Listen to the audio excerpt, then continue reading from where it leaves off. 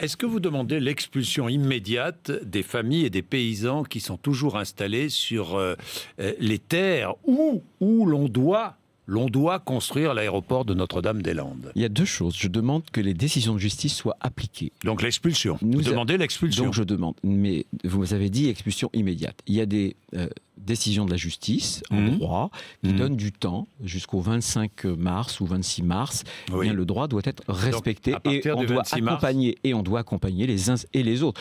Je voudrais vous rappeler que là-dedans, vous avez plus de 240 personnes qui ont négocié à l'amiable leur déménagement. Hein, ça ne concerne que quelques cas.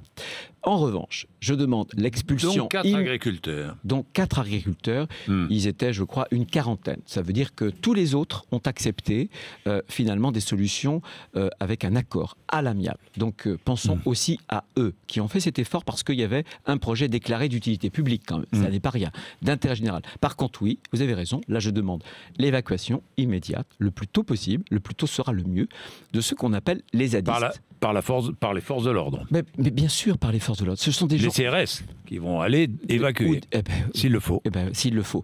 Je vais vous raconter une histoire. Oui. Les riverains sont excédés. Une dame, Madame Lamis, avec son mari, excédé des exactions, prend l'initiative d'une pétition. Le week-end, sa maison est saccagée. Je veux essayer de leur témoigner, d'aller chez eux. Et à la préfecture, on me dit, surtout pas, n'y allez pas, on n'est pas capable d'assurer votre sécurité. Et pour la constatation, la gendarmerie a dû attendre 3 jours et aller avec 130 personnes en renfort. Vous vous rendez compte, je suis un élu de la République et je ne peux pas me déplacer librement. Donc, dans une démocratie, qu'on soit pour ou contre un aéroport, ça n'est pas ce qui me choque. Simplement, moi, je ne veux pas que l'état de droit soit bafoué. Notre-Dame-des-Landes est dans la République. Mais aujourd'hui, il y a une enclave où la loi de la République ne s'applique plus. Eh bien ça, ce qui est en cause, c'est l'autorité de l'État. Et aujourd'hui, après ce que nous avons subi, l'autorité de l'État, partout en France, doit être respectée, mais dans la sérénité. C'est tout.